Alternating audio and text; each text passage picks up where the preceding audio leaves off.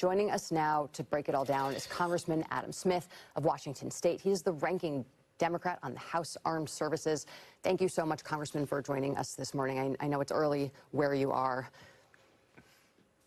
Thank you. And actually, I'm on the East Coast, hoping Congress gets back into session sometime soon. So not as early. Thank you. More civilized hour. Well, I want to get inside a little bit deeper into this briefing that we saw Mike Turner criticize on Morning Joe on Friday.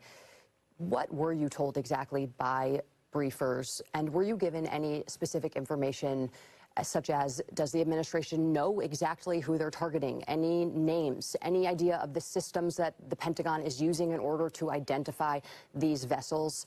Any information that could justify in any way what the Pentagon is doing right now? Well, we were given more of a tactical brief. You know, here's how we're doing what we're doing. As Mike Turner pointed out, there was no legal justification given. And also, there wasn't a detailed explanation of why we're hitting the people that we're hitting. It's clear we do not know the names of the individuals who are being hit. And then the justification is there are these 24 identified narco-terrorist organizations. And anyone who is part of them or crucially affiliated with them, and they did not give us any definition of what affiliated means, is basically subject to lethal force at that point. And actually, I really want to compliment Congressman Turner, who did a very good job in the hearing, of saying what we've basically decided is this is the death penalty for drug dealing, which is not the law of the United States of America, number one. And even if you had the death penalty for drug dealing, you do not allow the President of the United States to be judge, jury, and executioner without any due process. So they didn't tell us also, okay, why these 24? Who are these 24? Who are they connected to? And how is this really going to impact drugs coming into the United States? Senator Rand Paul there, I think, made a very good point. You know, we've been trying to stop drugs coming into this country for a very long time. They find a way because of the demand. And we even heard some during the brief that, well, now that we're striking them in international waters on boats, they will find some other way to do it. And lastly, and this is a crucial point, because drugs are a major problem in the United States of America, no question, fentanyl in particular has made the problem vastly worse than it's ever been. These strikes have nothing to do with fentanyl. This is cocaine. It doesn't have anything to do with the major thing that's impacting the United States. So this is just an unbelievable expansion of presidential power for him to be able to simply decide to execute people based on his belief that they're affiliated with some undefined 24 different narco-terrorist groups and for dealing drugs. When they're sharing tactical information with you, did they reveal the exact system that they're using to identify these vessels? Did they share whether or not they're using artificial intelligence? See, this is what is completely lacking. Now, Mike Rogers, the chairman of the committee, and I insisted on allowing the chair and ranking member of the Intel Committee, Congressman Crawford and Himes, to join us. And it was shocking when they told us the Intel Committee has not been briefed at all. The intelligence behind this, and this is something that routinely happens when the administration takes any sort of military action across the country. Well, why? How did you know that these were the people? Now, this is classified information. We don't reveal it, but that's why we have an intelligence committee. So they can come in and say, here's the intel. Here's how we justify this. None of that has been provided to either the House or the Senate. We do not know how they've identified these boats or even how they've identified these 24 narco-terrorist groups or, again, exactly who they are.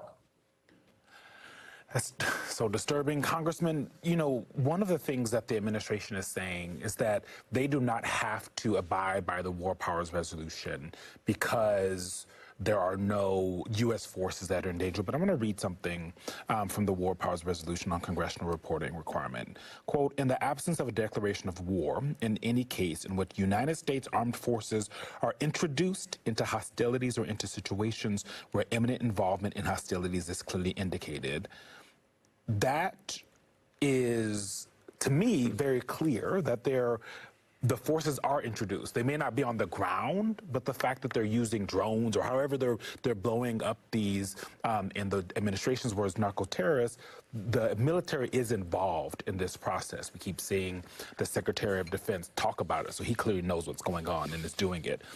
The thing that's very clear is that this president doesn't care, doesn't give a damn about whether or not the Congress actually has the power to declare war, or that he needs to go to Congress after 60 days to ask for more after the report is submitted. What are you hearing from the Republicans? Because they're always like, oh, yeah, I'm so worried. What are they going to actually do? Are they going to stand up to him? Are they going to do anything? Or are they going to continue to allow the power of Congress to be usurped? Yeah, there's 4 big points in what you said there. And let me see if I can remember all 4 as I work through them. Number one, you don't have to do all of them. What the administration has said that, oh, since our troops aren't really at risk, this doesn't meet the definition of the War Powers Resolution. That's ridiculous. Okay. It's introduced into hostilities. It doesn't say if our troops are at risk. And if you're blowing up boats, you're engaged in hostilities. So their argument that the War Powers Resolution doesn't apply is simply ridiculous on its face.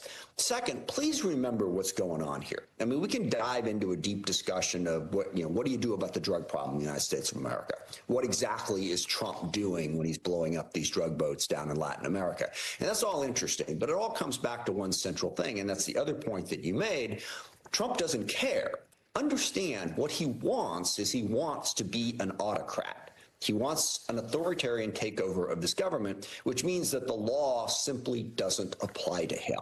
He has done that in 1,000 different ways. You had the Attorney General of California on earlier in terms of introducing troops into U.S. cities. He doesn't care. He wants to say the law doesn't apply to me, period. In this particular case, he's talking about the War Powers Resolution, but when it comes to appropriating and spending money, he's decided the law doesn't apply to him. So across the board, this is an asserted effort to have an authoritarian government. I hope people realize that this is part of this shutdown discussion as well. Yeah, healthcare is a huge part of it, but we have a president who doesn't obey the law, and we're supposed to pass a law for him.